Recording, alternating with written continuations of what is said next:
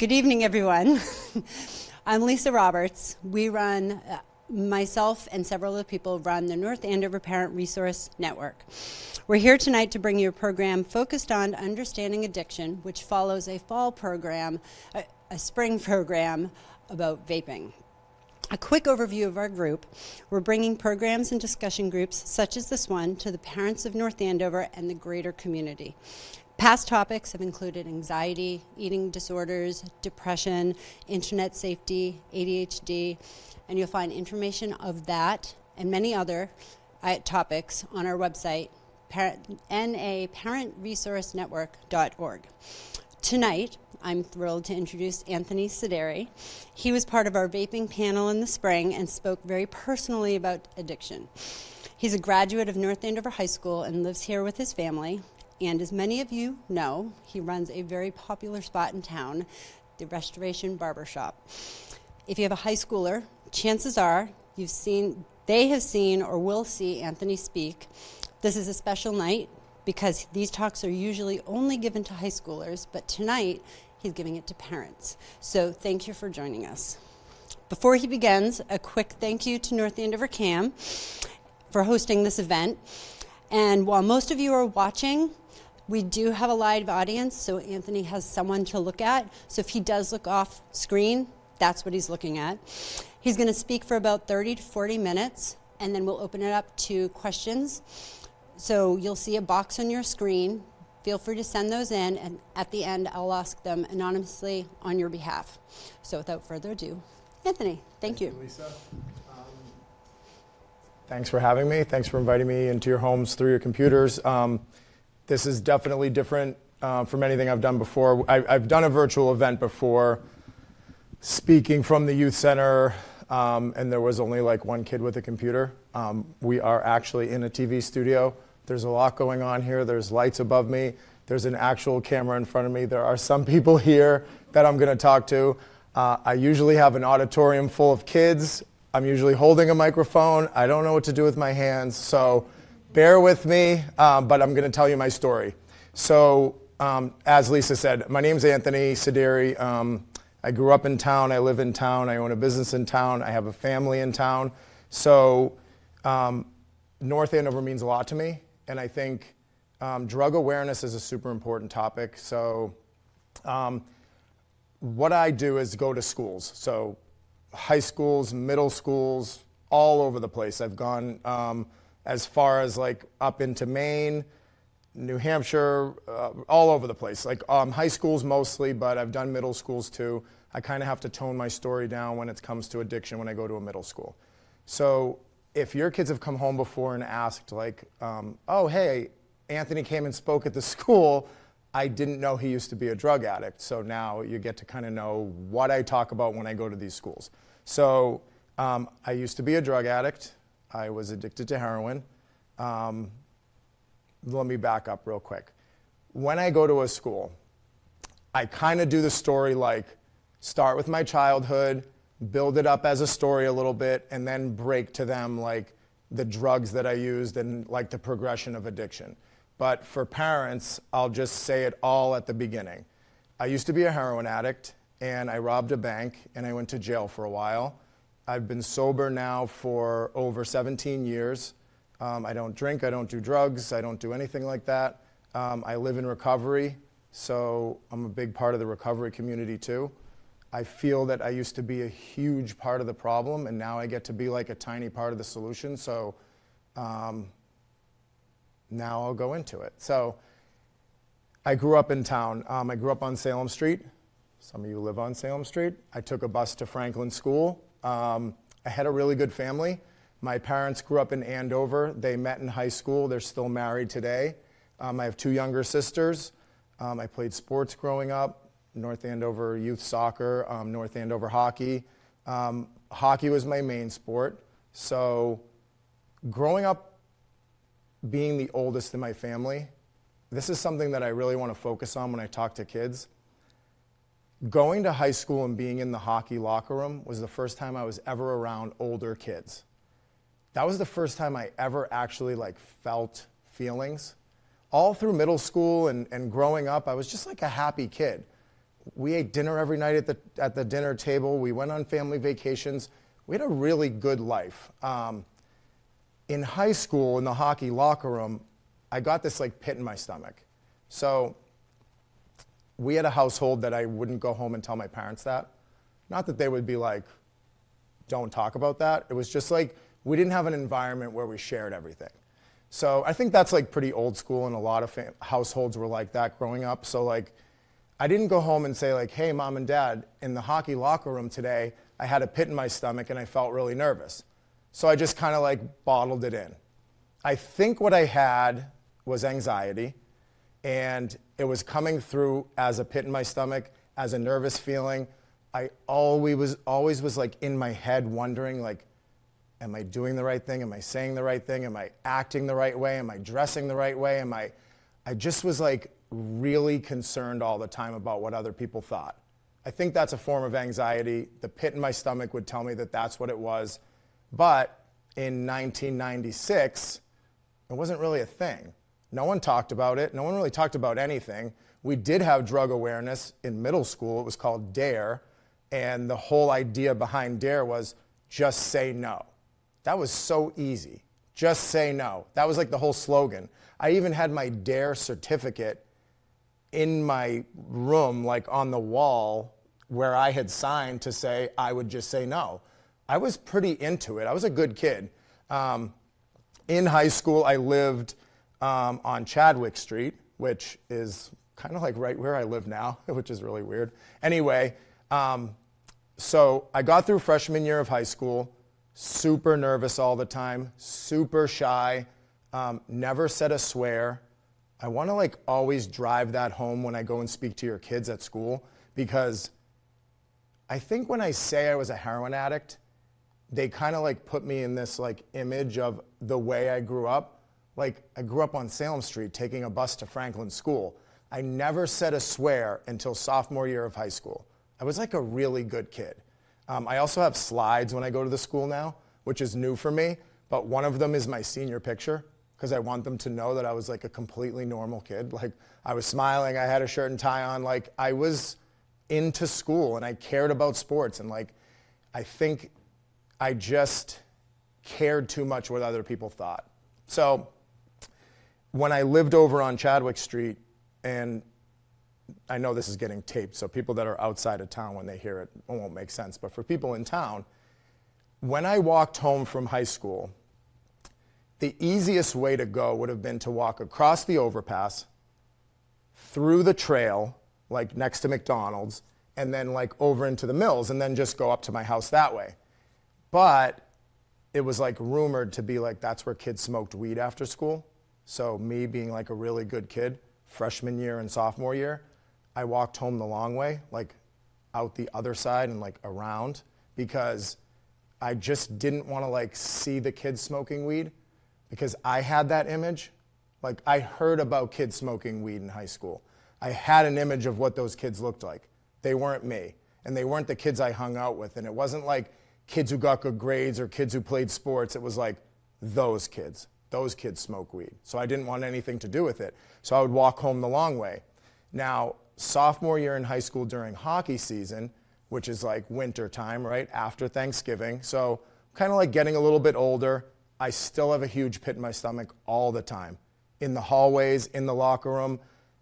Weird, because the only time the pit in my stomach went away is when I would actually be on the ice, like skating around. And now that I'm an adult and I know how like science works, it's endorphins and chemicals in my brain, like making that pit in my stomach go away because I'm like doing something. So anyway, so sophomore year in high school in the hockey locker room, I say a swear for the first time. This is a huge deal for me at the time, like being a really good kid, caring about being a good kid, caring about what other people think, but also wanting to fit in. So blurting out a swear in the hockey locker room was my first time ever like doing something wrong. So hockey practice was before school when I was in school. So the whole day, the rest of the whole day in school, I replayed the swear in my head, wondering, not like, am I gonna get in trouble? More like, did it sound cool? Did I say it right? I hope I don't get in trouble. Like, just like replaying everything. Always worried, pit in my stomach, always feeling it. Sophomore year in high school, toward the end of hockey season, which would be probably towards like March of my sophomore year, I get asked to go out with a senior who is on the hockey team. And he asked like a bunch of the younger kids, and he's like, hey, you guys want to come out tonight? We're going to a party, right? I've never been to a party. It's my first time. I probably shouldn't go. The pit in my stomach is growing huge. And this is something that I want to drive home to the kids when I'm in front of an auditorium full of kids, I literally practiced out loud in the mirror at home how to say no in a cool way.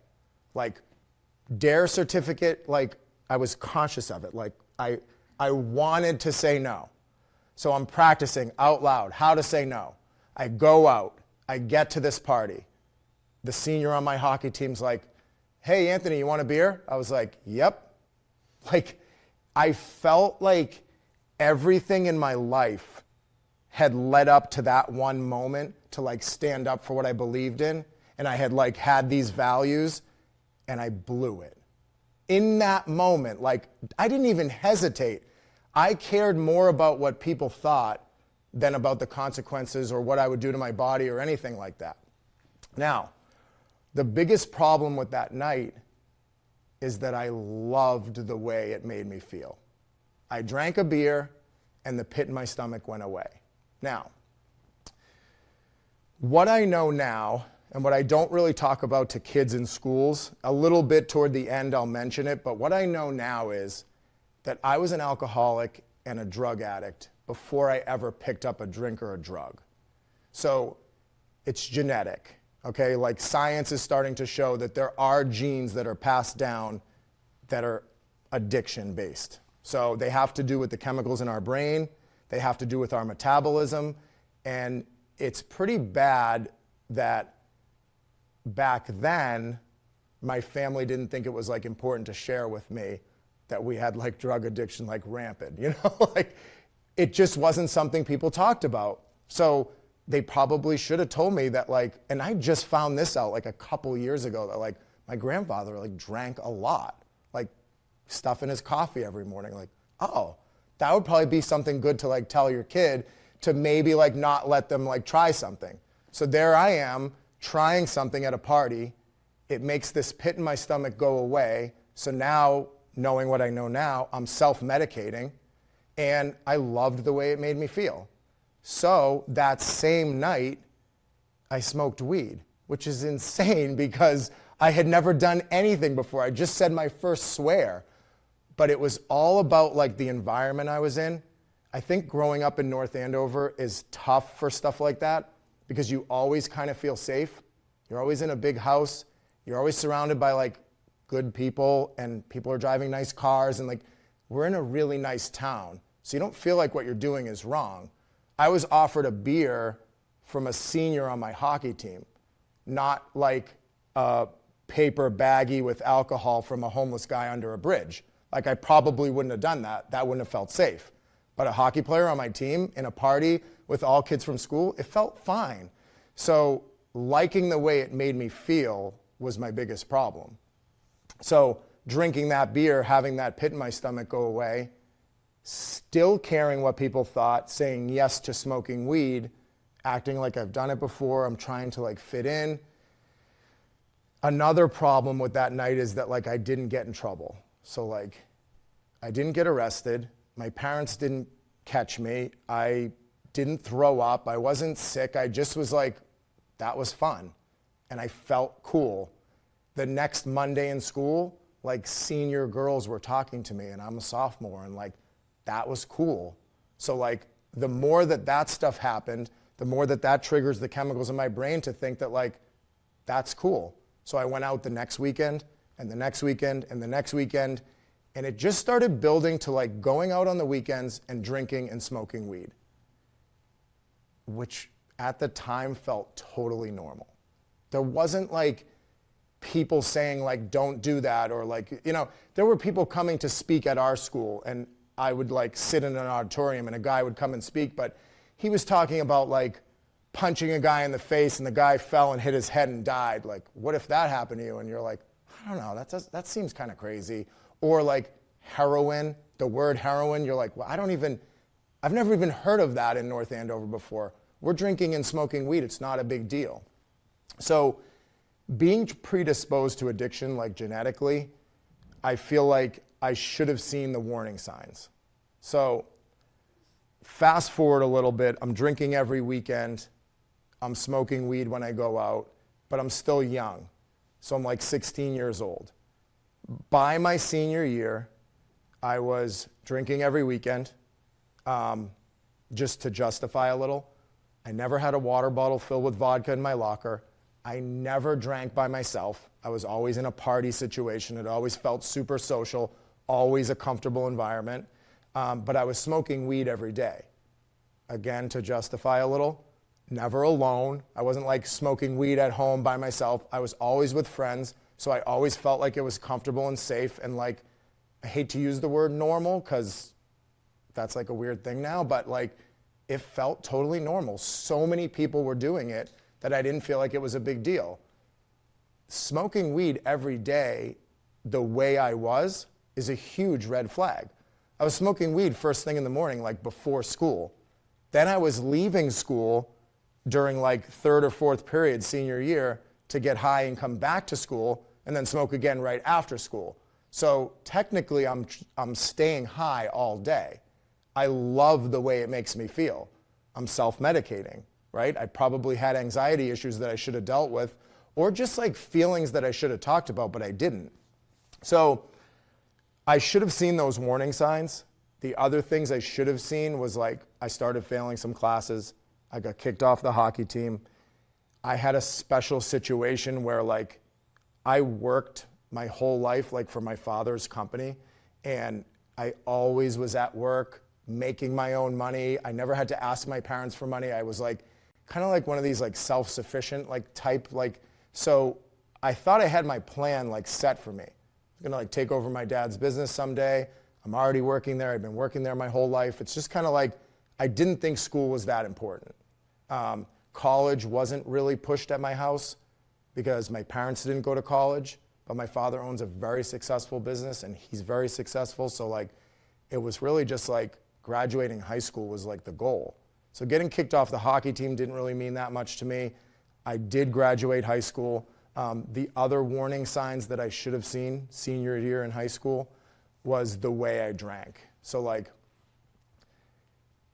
I think kids are gonna drink. And I used to, just to go back to like, I speak to your kids at schools. I think when I first started speaking, it was probably, if I'm sober 17 years, I probably started speaking at schools 13 years ago, 12 or 13 years ago. And I think I was like one of those like young, like almost like a young cop that's like gung-ho to like arrest everyone. And then like the veterans are like, dude, relax. Like stuff's different around here. Like I was like going into schools, auditoriums full of kids, seniors, and telling them not to drink in college. Like, I guess I didn't realize that that was unrealistic. So like, I've definitely matured in my speaking to your kids. And now I say like, when you drink in college, or if you drink in college, like nothing wrong with that. I also say like, not every kid that drinks and smokes weed in high school is gonna become a drug addict. That's like, I hate to say that because I don't want people to be like, oh, I'm fine. But it's true. Like, people drink and smoke weed casually and they don't become drug addicts. But there are warning signs. So that's like what I try to talk to kids about now is like, when I drank as much as I could, as fast as I could, for as long as I could, every single time. There was never a time senior year in high school that I said like, I think I'm gonna go home. Never. I always drank until there was either nothing left or I passed out or like, and I just partied to the extreme all the time. When I smoked weed, I wanted to smoke the most weed, the fastest, and get the most high. It wasn't just like, I think I'll take a couple hits. It was like, I wanna be high. I loved the way it made me feel. So like, those were warning signs. It was probably, should have been a warning sign to like look around at the people around me and know that I was worse than everyone else. Instead, I was trying to always find someone who was worse. Like, oh, well, that guy, like, you know, whatever, didn't even graduate high school, stuff like that. Like, I would find anything to make someone worse than me. So, going through high school, not seeing the warning signs, I graduate. I do go to college. I went to Northern Essex. I took night classes while I went to work during the day. Every weekend, I would go and visit all my friends at all their colleges. So, to this point, I had drank and smoked weed. I grew up in North Andover, so we had a big, big hippie conglomerate, and I did mushrooms. Tried them a few times, loved it. Like, I loved anything that was mind-altering. Again, like, I think I was self-medicating. I think I really had issues that I should have been dealing with in other ways, like talking about it, but I didn't. So, I used to, when I was telling an auditorium full of seniors not to drink in college, I also used to say, and I would proclaim it, like, weed is a gateway drug. And I was like, I think that was very old school, like, but I do believe it. Then I got some feedback from a mom one time. She said, like, oh, my son heard you speak, blah, blah, blah. This was like 10 years ago. And she said, like, yeah, he said you were really a great speaker and you had a great story, but he really got turned off when you said that weed was a gateway drug. And I took that like criticism as like, oh, I guess that's true. A kid who's smoking weed doesn't want to hear that. So from that moment on, when I proclaimed it, he didn't listen to anything else I said. Had he listened, he would have realized like, it kind of is. It's just not the way that we used to think it was. Anytime we ever had a speaker, my reaction was always like, that will never happen to me because I'm a kid from North Andover and I'm very normal and drinking and smoking weed is fine.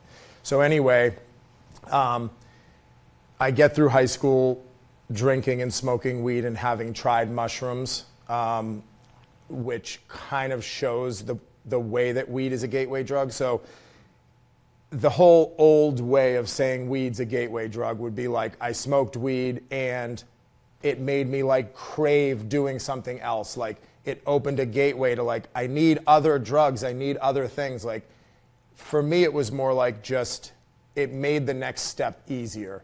When someone said, oh, we're taking mushrooms tonight, it wasn't like, that's crazy. It was like, oh no, I'm very comfortable with smoking weed, large amounts. I drink a lot. Taking mushrooms doesn't seem like that big of a deal. Just makes it easier to try the next thing. So then I graduate high school, go to Northern Essex for college, start visiting all my friends at their colleges, and that's when I got introduced to Percocets. So everything about the scene where I tried my first Percocet was comfortable, super comfortable. The college I was at, I was with athletes in college. There was a guy on crutches with a prescription pill bottle. Everything about the scene felt safe. And it was such a small step. It was just take this pill. Now I know it sounds kind of crazy, but like it didn't seem like that big of a deal because of the environment and everyone else was doing it and it wasn't like a stranger and it wasn't like it was a baggie full of pills that were like assorted. It was like this guy on crutches has this prescription and this is what it makes you feel like. Cool. Having smoked weed the way that I did to excess, being someone who was predisposed to addiction, everything I do is to the extreme. Not only is it easier to try it, I do want to try it. I want to see what it feels like. So like, I take a Percocet for the first time and loved it, loved the way it made me feel. If I was self-medicating before with alcohol and marijuana, now it's even better. Opiates made my entire body feel better. I felt amazing. So I did it again the next weekend and the next weekend and the next weekend. And I don't know if you heard this before, but I had said, this was the early 2000s. So I graduated North Andover High School in the year 2000. So in the early 2000s, there was an OxyContin epidemic. And I didn't know what OxyContin was. I didn't know what a Percocet was. The DARE program just told us to say no to drugs. Like, we didn't really know anything about drugs. Like, drugs, we just assumed, and I hate to like put Lawrence down, I'm not. It's just that as a kid in North Andover, drugs and bad things were that. It was the next town over. It wasn't us. So I wouldn't think anything was wrong with taking a Percocet. But the OxyContin epidemic was Percocets leading to OxyContin leading to heroin. So that's not even in my realm of thinking. I'm like so far removed from that. I've never even heard of a person doing heroin, like never. So I started taking Percocets while I'm partying in college. Probably like a little past the normal partying. Everyone else was drinking. Not everyone was taking pills, but a lot of people were. So I hung out with those people. I drank, I smoked weed, and I took Percocets. I was starting to build a tolerance to it. So this is something that I really try to go in depth for the kids at schools, because tolerance works in so many ways, right? It works with the chemicals in our brain. It works with our metabolism. It's like a whole thing. So I'll try to explain to kids in high school, and seniors get it more, but like the first time you drink a beer, you feel a certain way. The next time you drink one beer, you don't feel that same way. It takes 2 beers to feel that same way. That's called building a tolerance. It's the chemicals in your brain getting used to the level that you're elevating them to, and you're forming patterns in your brain. That's how you're building a tolerance. So for me, with Percocets, I started building a tolerance. It's the term chasing a high. I was chasing the feeling I felt the first time I took a Percocet, but it wasn't happening anymore, so I started taking 2. I didn't think anything was wrong with it. It was like I wasn't feeling as high as I did the first time, so how could it be bad? I just didn't know enough, and I didn't ever talk about it. I never shared like, oh, I'm taking more now. It just like kind of happened. So then my progression starts. I start taking multiple Percocets at a time, and somebody who I'm also very comfortable with, not a stranger, not a person who's going down a bad path, like a good person, says, dude, you can take like half of an OxyContin and it's more powerful than all those Percocets. And I'm like, oh, so I'm actually taking less. So, oh, sorry. Good, okay, sorry. I never know what's going on here. There's like so much. Anyway, so now I feel like I'm actually taking less. So I take, when I say take, I'm putting it in my mouth, swallowing it like a regular pill, half of an OxyContin. It made me feel really good. Now I'm chasing that high. I never did Percocets again. I'm only taking OxyContin. Now I'm starting to like build a tolerance to OxyContin. Now I can start to look around a room and definitely find people that are worse than me. Like, and I'll kind of do this in the auditorium, and the kids kind of get a kick out of it. Like, I'll say like, let me use you guys as an example, and it's like one side of the auditorium, and I'm like, we're just taking OxyContin, partying and hanging out. These people, and I'll do like this other little group, I usually do it about the kids that are talking while I'm talking, so then it like puts like some attention on them. Like, these people are crushing up OxyContin and sniffing it. Whoa. Like, that to me, I had never seen that. That to me was like drugs. What I'm doing felt like it was like partying, kind of normal, not a big deal. I wasn't going through withdrawals. I wasn't like robbing convenience stores. Like, I was just hanging out with my friends at college parties. Crushing up pills and sniffing it to me seemed like, whoa. That was the first time in my life that I actually drew a line in the sand and set a moral value for myself and said, I would never do that. Said it out loud, said it to myself, like, I would never do that. And then building a tolerance to OxyContin, one person from that group being a little more comfortable with the people in this group, and somebody was like, dude, you can take way less and sniff it, and it like gets you way more high, and it's like really not that big of a deal. Crush it up, sniff it.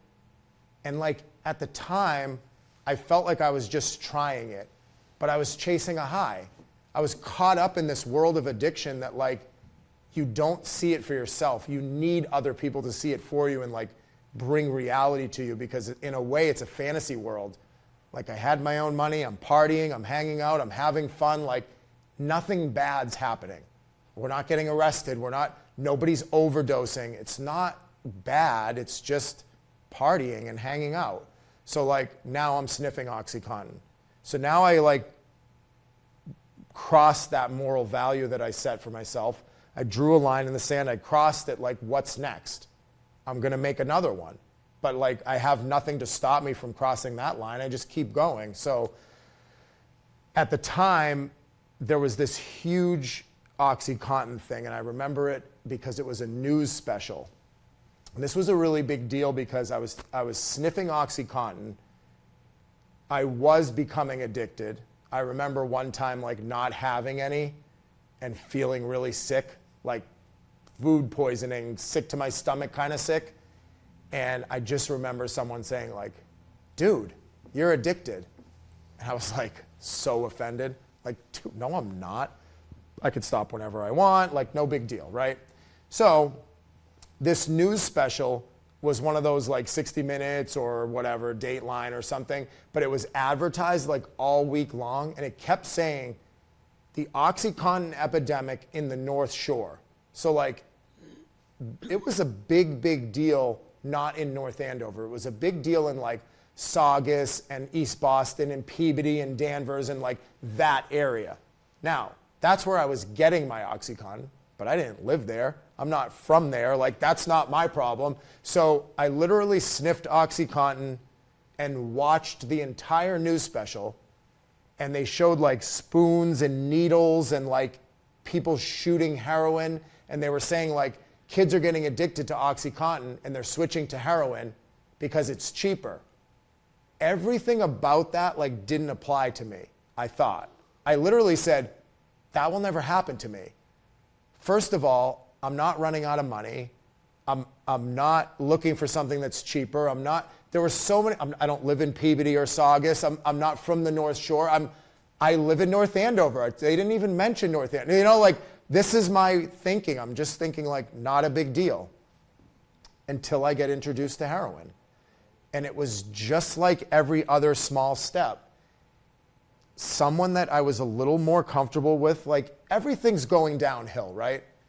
But I don't see it because it's so small. So somebody was sniffing heroin and I was sniffing OxyContin. Now, in the news special, they didn't show people sniffing. They showed needles. Like, I didn't want to shoot up and use needles. Like, that seemed like crazy to me. But I was already sniffing OxyContin and somebody was crushing up heroin and sniffing it.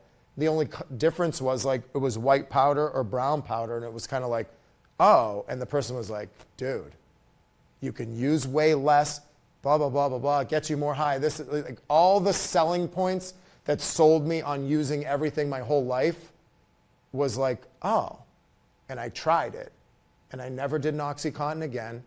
I started sniffing heroin, started sniffing it every day, becoming physically addicted, full-blown heroin addict, not using a needle. And then I got introduced to needles. And like that was the other next step. Like I did see people starting to shoot up and I said, I would never do that. And like at this point, I'm not at college parties anymore. Like I ended up becoming a bouncer in Boston and hanging out with like a totally different crowd, but they were doing OxyContin too because it was everywhere. And then when I switched to heroin, they didn't really think that was a big deal. And I'm sniffing heroin. I'm still drinking and smoking weed. I'm just like out of control. So when I get introduced to needles, it was like I had built a huge tolerance to sniffing heroin. Somebody was like, dude, you can do way less and it hits you way faster. They actually said it's like the best feeling in the world. Now, I wanted the best feeling in the world. I was self-medicating. I was chasing a high. So I literally stuck out my arm and I closed my eyes and looked the other way and let someone shoot me up with heroin. Now, sophomore year in high school, I said my first swear. I still had my DARE certificate on my wall. Like, I had never been in trouble before. And here I am, like, letting someone shoot me up with heroin. The problem was it felt awesome and I loved it. So I did it again and again. I never sniffed heroin again. I started shooting up every day, multiple times a day. And this is where I kind of like try to rope the kids back in because they're all like, whoa. And they kind of like, I'm now unrelatable a little bit, right? Because I'm shooting heroin. So then I'll say like, you guys probably, I'll say, this is where my life really starts going downhill. And then I'm like, you guys probably think it was going downhill for a while, I hope. Like, I hope that when I tried a Percocet, you were like, whoa, dude, that's going the wrong direction. Like, so then the crowd kind of gets back into it. The kids are like on board that I'm relatable again. Because I want to remain relatable to the kids because once you're not, your story doesn't mean anything. I'm just a kid from North Andover who came from a really good family, didn't talk about my problems when I was young, and started shooting heroin.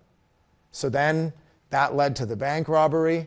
And I go pretty in depth with the bank robbery because, like, let's be honest, that's what they want to hear.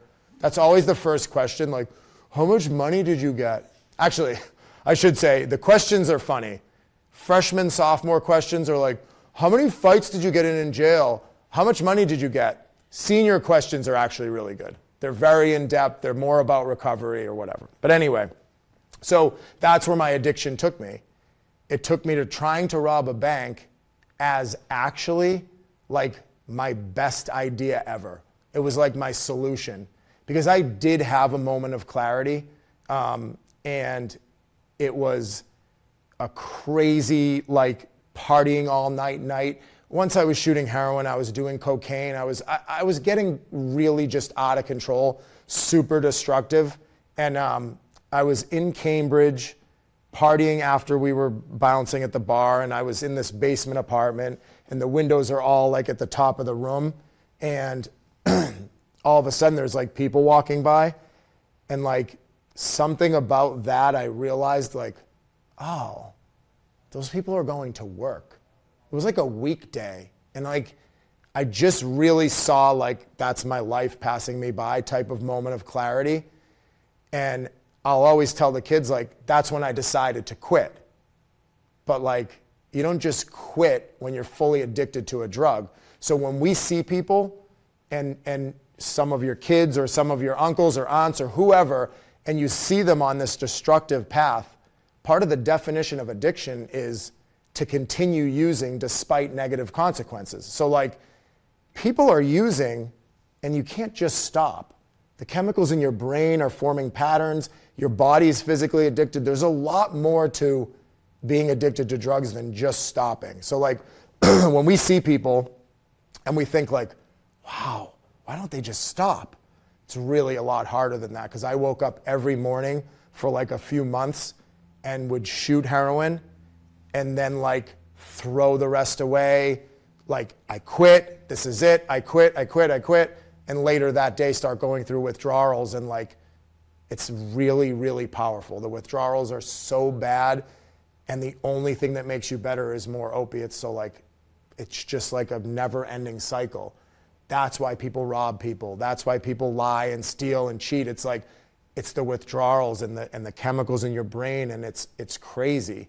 Now, for me, my idea was rob a bank, get a ton of money, and buy a ton of heroin, and then just use like a little bit every day to be normal.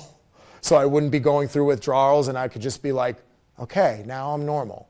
So tried to rob a bank, got arrested, had one phone call. I had been telling my parents to leave me alone for so long. This is probably going to be a question, but like, where were my parents this whole time? I had been lying to my parents for a really long time, and I happen to be like really good at it, like hiding things. Like I did get caught smoking weed like senior year, and It was in my hockey bag. It was like a hookah. They were like, my parents were like, what is this? And I was like, oh, that's not mine. That's I'm holding it for so-and-so. Now, part of the problem in my house was that my parents didn't fact check that, right? Because when stuff like that happens at home, our first reaction as a family is always like, don't tell anybody. Okay, like you got in trouble. Don't tell anyone. Let's just try to keep this private, right?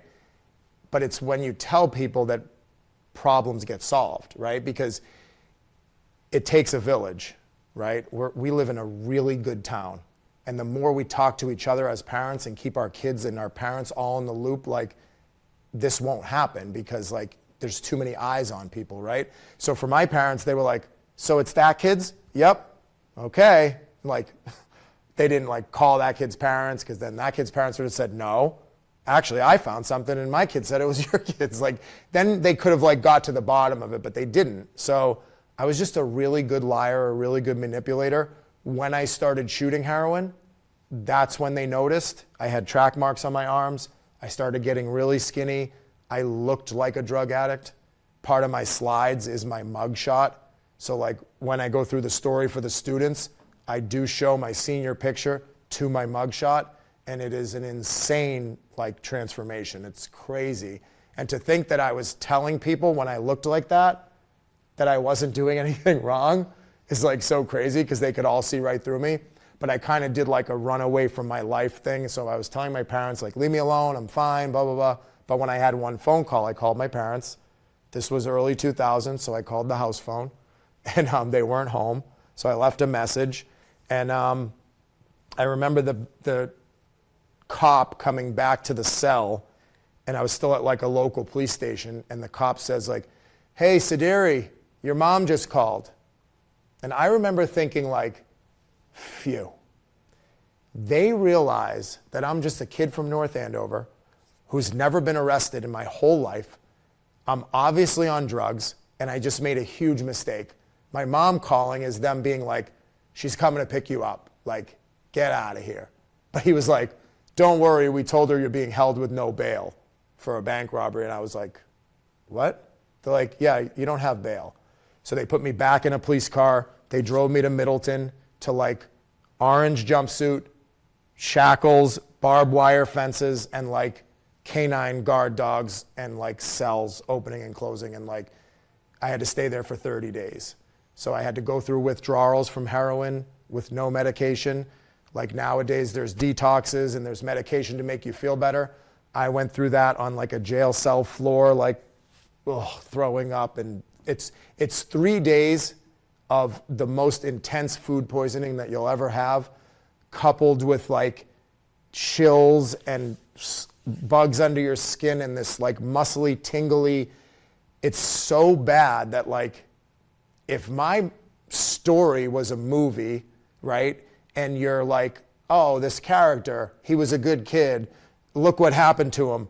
He's obviously at rock bottom. I'm in an orange jumpsuit, like on a jail cell floor.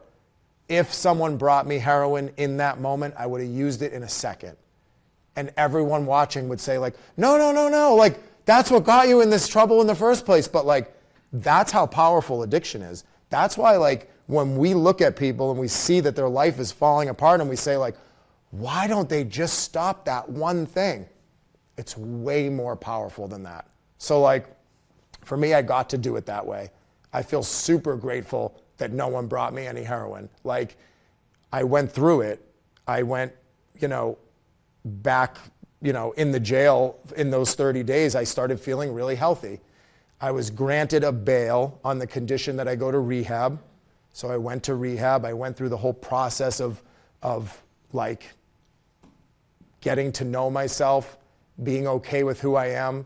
Being in recovery, there's like a huge, huge difference from not using drugs and being in recovery. So being in recovery is actively trying to be the best version of yourself every day, working on it, talking about your feelings. Why did I use in the first place? All these things.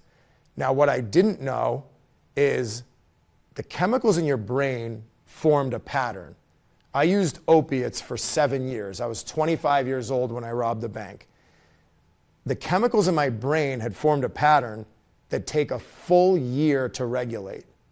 So that's another like misconception when we see people and they're clean for 3 months and then they relapse and we say like, why? They were doing so good. It's like not entirely their fault. The chemicals in their brain are going into like deep depressions because they're so used to getting drugs every day at a certain time. And like when that doesn't happen, it isn't just the withdrawal period that our brains are fine, it's a whole year. So I was really lucky. I stayed in rehab for a year, not by choice. My pretrial probation officer said, and my lawyer said, stay in rehab. No matter what, stay in rehab. So I stayed for a year. I celebrated 1 year clean and sober. I went back in front of the judge. The judge was super impressed with everything. Like, you've done well, you came from a good town and a good family and all this stuff, and you went through the rehab and everything at the rehab was amazing, and they speak very highly of you, and you're clean and sober for a year, but you robbed a bank. So he sentenced me to 3.5 years and 5 years probation after that. So with a year clean and sober, I go back to jail. This time, with the chemicals in my brain regulated and being in recovery, so like actually talking about the reason I used in the first place, that pit in my stomach and that anxiety and all that thing, like I had coping skills for all this stuff. I'm in recovery. So I get to jail on my first day and I walk in and it's just like you see, it's a crazy situation. Everyone's staring at you, everyone wants to fight. It's the most negative environment you could ever be in. But you walk in with all your stuff, and so I walk in and everyone's kind of in this general population area, and I just like, for no reason, and I don't know why, scream out, hey, I've been clean and sober. I'm still holding my stuff. Like, I've been clean and sober for over a year, and I don't want to be around any negative people. A kid from North Andover who goes to jail shouldn't do that. Like, if you're giving someone like a what to do in jail, that's not it. So I said, and now when I was in the rehab, it was the Salvation Army, so I had started to do some faith-based stuff, Bible studies and whatever, so as part of like recovery. So I said, I'm going to start a recovery Bible study. Anyone who wants to join, come see me. So then I like walk to my cell, and like this like super old school guy comes over first, and he's like, well, that was the stupidest thing I've ever seen. And I was like, why? He's like, well, who are you? Where are you from? Like, what? Why did you just do that? I'm like, oh, I just like thought. Now, I don't know why I did it, but it made my time in jail really hard at first, but amazing down the road. Because that was the first time in my life that I stood up for something that I believed in. That was me, sophomore year, going to the party and saying, no, I don't want a beer. Like, now, had I known about my family history and all this stuff and like that I was going to become a heroin addict someday, maybe I would have said no. Who knows? I love the person I am today. Everything happened the way it happened for a reason. I did end up starting that group in jail. It became a super positive thing to be a part of. I became a really respected person in the jail, and not for like the reasons that like the typical reasons. It was more like I did what I said I was going to do. I was trying to be the best version of myself every day, and like it worked. I ended up joining the barber program in jail, and that's where I got my barber's license. That's why the barbershop's called Restoration Barbershop, because of my life. And if you look at the mural that's inside the shop, there's all kinds of little hidden things in the mural. But up at the top, it says Restoration, and there's a date. It says July 22nd, 2007. It was the day I got arrested for a bank robbery. I haven't drank or used drugs since, and I live my life today to try to be the best version of myself.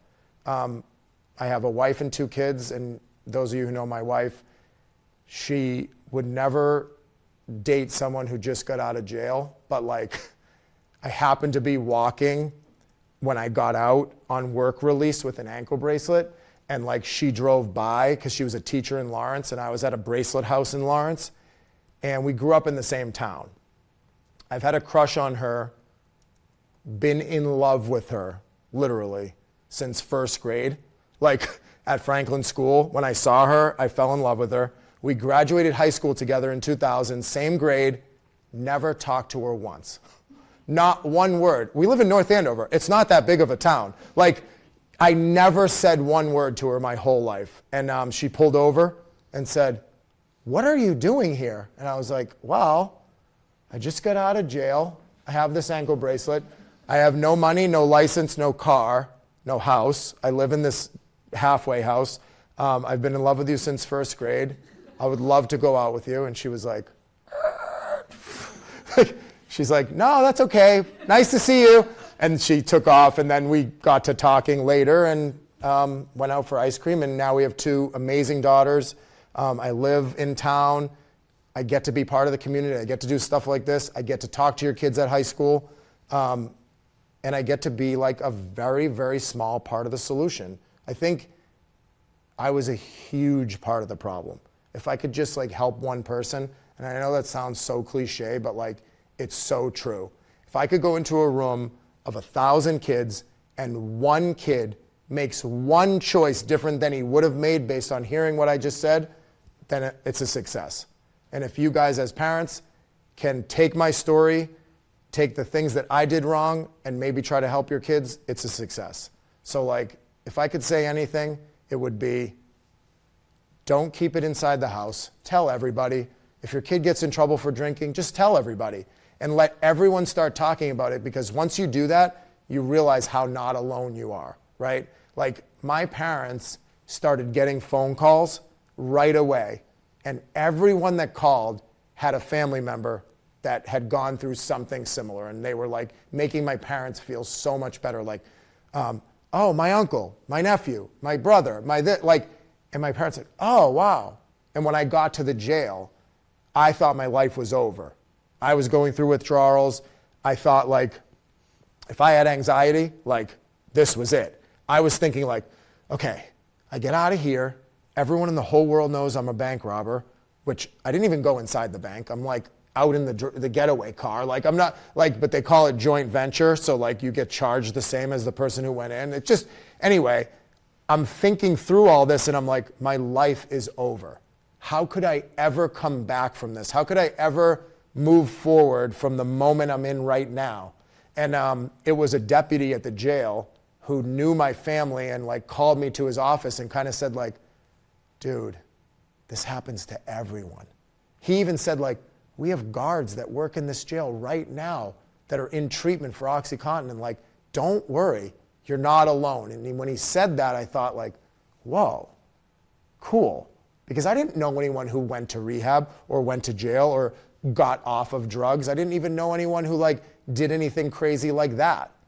But me trying to rob a bank sums up everything about being predisposed to addiction. Everything I did was extreme, always. Oh, drinking? Cool. I want to drink as much as I possibly can until I pass out. Like, why? Why can't I just have a couple beers? It's not me. I'm not like that. And I know I'm still an addict 17 years later, because when I turned 40, we went to Encore. Now, I hadn't been like in a casino like that, like, you know? So we went to dinner at the steakhouse, me and all my friends. We went to the casino floor. I don't drink, I don't do drugs, I'm completely sober. And they literally had to like peel me off a roulette table at like 3 a.m. And I was like, what? What time is it? I was like in it. I was gambling. I loved it. The chemicals were going. I thought like, whoa. And I didn't know what time it was. And that's how I know I'm still a drug addict. So I'm in recovery. I'm still an addict. Everything I do in my life is to the extreme. Drive by my house at Christmas. Like, you'll be blinded. Like, everything I do is extreme. So, and my wife calls me Extremo. It's my nickname. It's my superhero nickname. So that's how I know, and that's how I know I always was. So that's how I know I have to try to be the best version of myself every day and live in recovery. I know I went way over our time. Everyone's probably hanging out at home, but if we have questions, I'm ready. Yeah, we still have viewers. This is great. Oh, good. And I'm So- going to get a sip of water while you ask the question. Okay, so one question is, what do you wish your parents did early on to stop the progression? Sure. We're talking high school. Yep, sure. So I think like a big part of being in recovery is accountability, right? Everyone should be held accountable for their actions in some way or whatever. If my parents were more like, hey, let's call that kid or call his parents and make sure that's his weed smoking thing because we want to just make sure, then let's call all your other friends and get all their parents together and let's like have a meeting about it so we can get it all out in the open. Instead, we kept it inside the house. Don't tell anyone. Smile when you leave the house. Everything you do is a reflection on this family. Be good. Like, okay. Like, and I was. That's why I was so good at like lying. I was so good at like putting on this good kid persona and like there wasn't any like real talk about like, hey, how'd you feel today? Oh, you had a pit in your stomach all day? Yeah, for the last 3 years. Like, oh, we should probably talk about that. That's probably what I wish. Now, I don't regret anything. I do love who I am today. I do believe that everything happens for a reason. So like, I am who I am today based on all of it. So, but that kind of stuff is what I'm changing in my household now. So I have an 11-year-old and an 8-year-old. The 11-year-old, anyone who knows her is like more of an adult than I am, but she already knows all of this and we already talk about all this and she's already like aware and she's so mature about it. And it's really cool. My 8-year-old, every year on July 22nd, gives me a card that says, congratulations on another year of no beer and wine. So like, she doesn't know everything yet because she's 8, but the 11-year-old, we're trying to just be super open lines of communication. We'll probably invite her to one of my talks with high school kids, maybe when she's in 7th or 8th, just so she can get in ahead of it and not have to do it while she's in high school, like with the rest of the high school kids. So if I'm still doing it then. The gray hair's coming in, I'm not relatable anymore, so. How can parents find local support groups to talk with? Do you know of any in the area? Sure, so meaning like if they're going through, their kids are possibly using? Yes, Yep. and they know that, like you said, it takes a village. So there is a local resource in town. She works for the police department.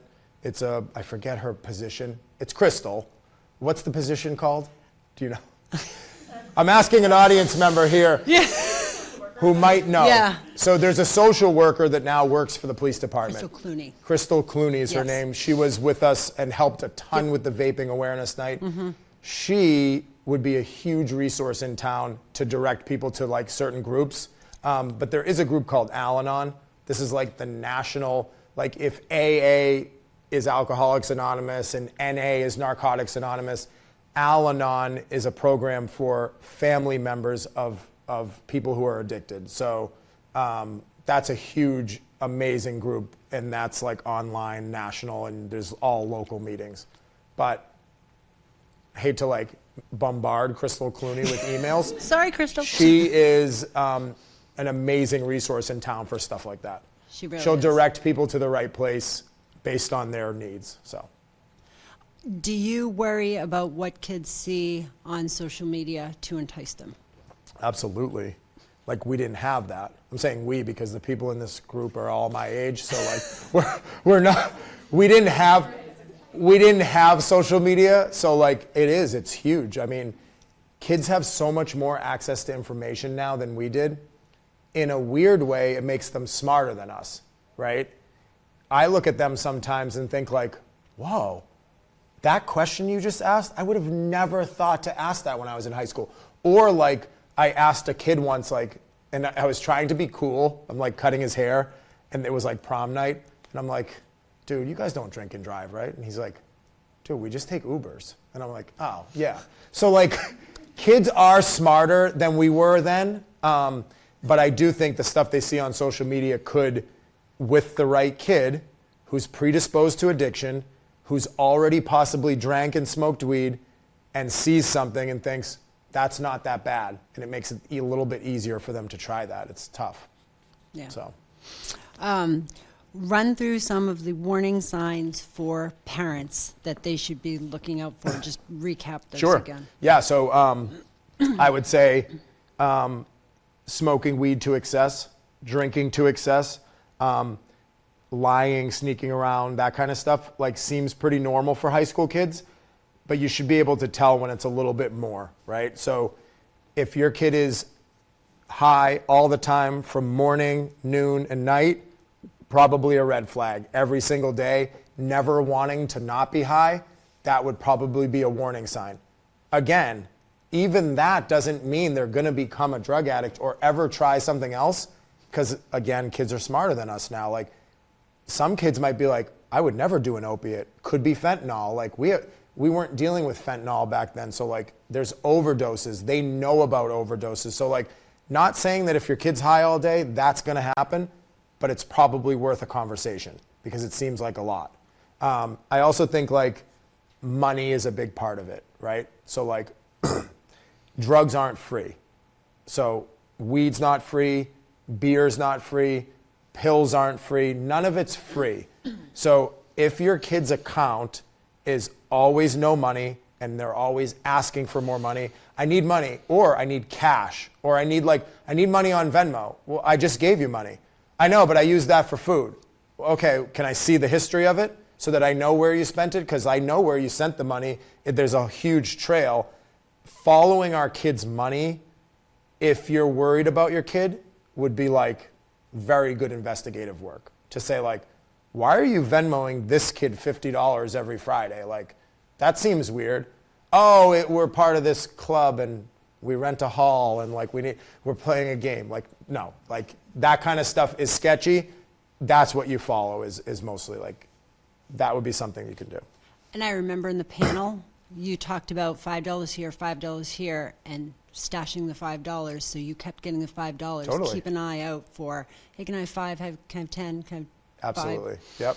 And like, I need money for gas. I need cash for gas. Like, probably they take credit cards. So like, I can go with you to the gas station and fill it up. If you're worried about your kid, money is a huge part of it. Mm-hmm. Now, that's also risky, because if you start denying the money and they are addicted to something, they could possibly try to get money other ways by stealing or this or that. In the weirdest way, that could be a good thing, because like I did mention, when I was in my addiction, right? Like using every day, it's tunnel vision. It's like fantasy world. You don't think the world is real. You're only caring about yourself. Being a drug addict is like the most selfish thing you can do. Like, I'm only using drugs to make myself feel better. Like, it's not helping anyone else. So like, you're in this fantasy world. You don't think of it that way, but you are. In some way, sometimes reality crashing in helps. And it might be worse before it gets better, but it will get better. Mm-hmm. I'm just going to have a call out there to send some more questions in, because I've got one left. What do you recommend? Is a therapist a good idea to start with? Do you go right to a rehab facility if you know for sure your child is using? Okay, so that's like a loaded question, because it depends on what they're using, right? Mm-hmm.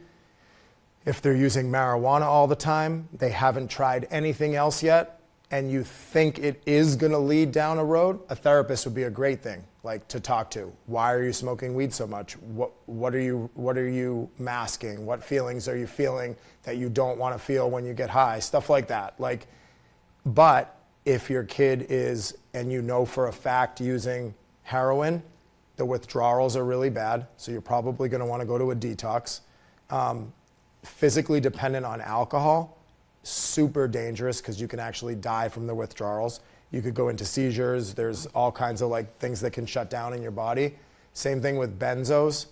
I've gone to a bunch of schools where before I spoke to the students, a teacher would be like, or the assistant principal or someone would be like, and this is like tons of different towns, like, hey, if you don't mind, can you mention benzos? So that's like Xanax, Klonopins, like stuff like that, like anything with I forget the name at the end of it, the like medical name. But anyway, those you can die from the withdrawals. So you wouldn't want to just tell your kid like, go in your room and I'm not letting you out and like kick this whatever cold turkey.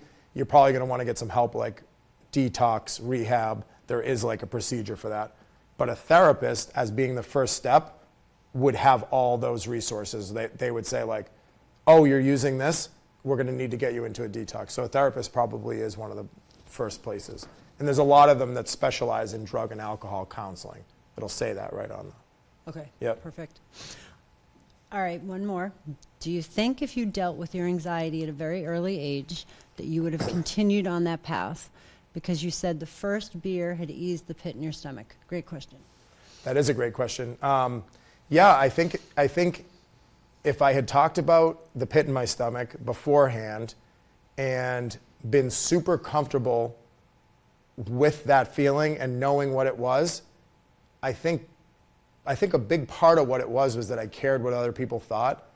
If I had had the confidence to not care what people think, I would have said no, because I wouldn't have cared if they thought I was cool for not drinking a beer.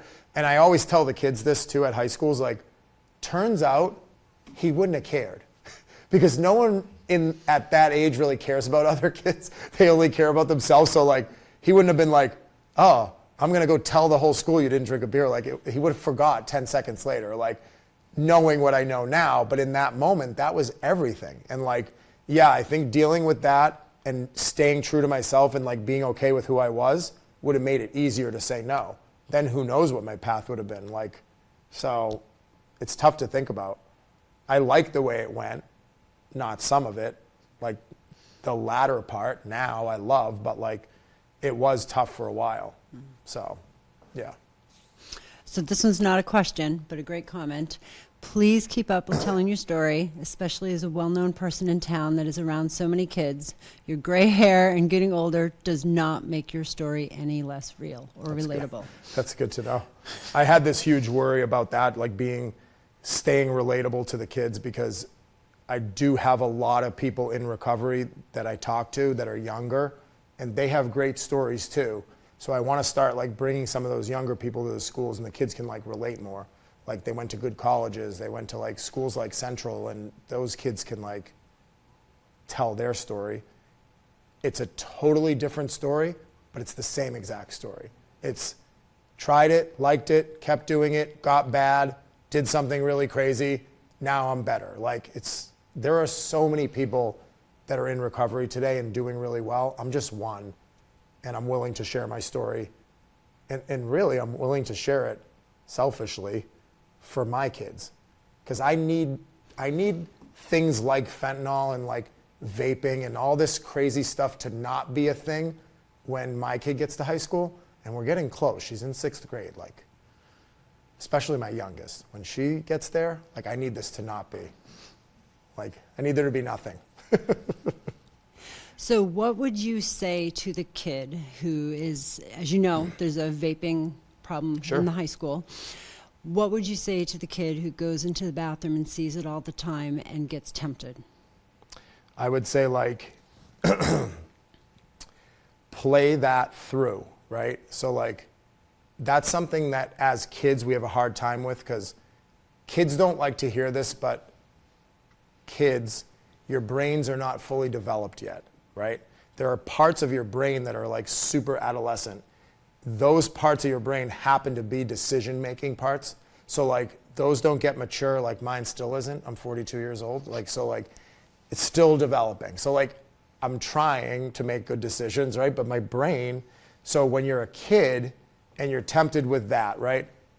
What does that do? You try vaping, right? Cool. What if you like it, right? Play that all the way through.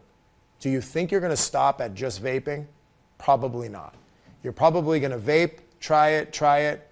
Oh, change out the cartridge, now I'm vaping weed, which I always have to ask kids, like, first of all, do you still call it weed? Yes.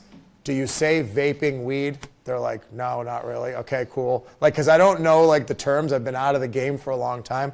But anyway, like, yeah, where does that lead? How many steps are you gonna take? Like, do you think you're just gonna try it once and not like it? but what if you do like it? Like, so it's tough. I would play that tape all the way through. Like, see where you will be if you do that. And it's so, as parents, like, it's so dumb, right? And we're like, why are they doing it? But we did dumb stuff too, right? So we can't like look at a kid that tries vaping and say like, I can't believe they did that. Like, I think they're probably, most of them are gonna try it. And we just hope they don't like it and hope that they like phase out of it. Because when we were kids, people tried all kinds of stuff, kept doing it. Most of them turned out fine. I didn't. I did now, but like it was a tough road. So we just have to know how to find the me in each crowd, in each group of friends. Like, who is that one outlier that's going to take this to the extreme? Not every kid that vapes is even going to start drinking. We don't know that. We just know that like right now vaping seems to be the gateway thing that's going to make it easier for them to do the next thing. So that makes it tough. All right, I got another one. How do you help a child, or a teenager, I'm assuming, who does not want to invest in recovery efforts but acknowledges fully of being an addict? Wow, that is a really great question. There are adults like that too. Because I think so much of being a human is thinking that you can control everything, right? That's our first human emotion, is like, oh, I can do it. Like, I know I have a problem, I can stop. But it really is more than that. So having that kid know that like, there are a lot of people who have done this before you, and you actually can't do it on your own. You need someone to help you. Like, they need to know that. But trying to talk to a kid is tough. They think they know everything. I thought I knew everything. And like, my parents couldn't have told me anything. So that makes it really hard. But I think knowing that they can't do it alone and trying to like hammer that home, because it's been done for years and it doesn't work. There is a process, and every single different type of recovery thing around the entire world is talking to other people. All of it. There's different groups, there's different methods, there's different everything. None of it is sitting at home by yourself and doing it on your own. It just isn't a thing. So, Yep. And yeah. for parents have to remember Absolutely. too, Yep. they need hope too, because it's Absolutely. hard, I'm assuming. Yeah. You have a lot of parents who are saying, you rock, come to the high school every year. I will. So I think it was last year we did just the freshmen. So this year again will be just the freshmen. So I used to speak, I'll say this real quick. I used to speak to the seniors in North Andover. A lot of towns, it ends up being sophomores. And sophomores are great because they're not really there yet. Some of them are still young and look like little kids. Some of them look older. Seniors, I used to speak, especially in North Andover, because I do it still in Hamilton, Wenham. We speak to the seniors at the end of the year. Like, I remember one day I was like, hey, when's the last day of school? And he was like, today. And I'm like, oh. So like, they don't want, like, I'm like, oh, great. Like, hey, everyone, I'm going to talk about drug awareness. They're like, great. Like, we just literally are going to graduate. Like, we don't want to be here. So speaking to the younger groups is better. So COVID helped that a lot, because we had a huge gap in the years that I spoke. So then I went and did the whole school.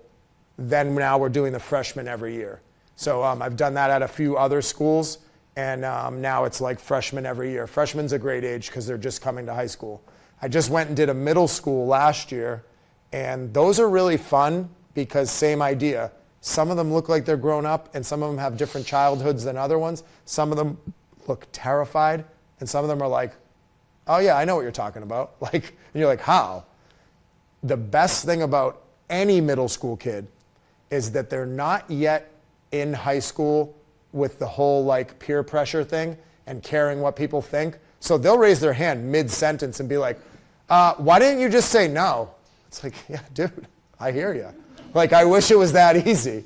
Like, wait till you get to high school. You're going to see, like, it's tough. And like, then another kid will raise his hand like, well, like, you could have just not gone to the party. Like, all right. These middle school kids have it all figured out because they know who they are, and they are still like strong to their beliefs, but when they get older, it does get tough. So speaking to freshmen, I think is the perfect time. They're just getting to a new school. They're still a little scared. That's when we can like talk about this stuff and like really like make an impact. We're just planting seeds, right? Something I say isn't going to like affect someone that day, maybe, but mostly like down the road. So this is the last comment. Yep. When my daughter heads out, I always remind her of this, and it's a great note to end on. Be safe, have fun, and make good decisions. Absolutely. Yeah. Yeah, that's huge. Make good choices. Yep, make good choices. Yeah. Thank you, everyone. Anthony, you're getting lots of accolades. Oh, good. And I will now reveal it's being recorded. So, so we're going to have a link within the next couple weeks on our website. If you have questions, pop onto our website. Again, it's naparentresourcenetwork.org. There's resources on there. There's the original vaping piece that we all did as a panel with Anthony on there. And if you have questions, please, please reach out, because if we don't have the resources, we can certainly find someone who does. And Crystal's around. I was just going to say, and that's probably like, Yeah. when someone asked that too, going to your website is amazing. So parentsresourcenetwork.org, right? Yep, naparentresourcenetwork.org. Yeah, it's huge because there's all kinds of like links on there and all kinds. You put so many links on from the vaping thing. So that's a huge resource center for parents in town, if anything about addiction. So, and we could probably link a couple things like of therapists or whatever. So. And there's stuff on there. Like I said, there's anxiety, there's ADHD, there's eating disorders. Lots of stuff. So just go pop on there. But again, if you don't see it, ask us, and that will prompt us to create a drop-down menu for that item. So Great. Thank you, Anthony. Thank you, live audience. Thanks Thank you, parents at home. Yep. And thank you, Cam, Brian behind there, and Bill, and the rest of the team back Absolutely. there. Thank you. And apologies for the audio, but thankfully we straightened that out. Absolutely. Have a Thank great you. night.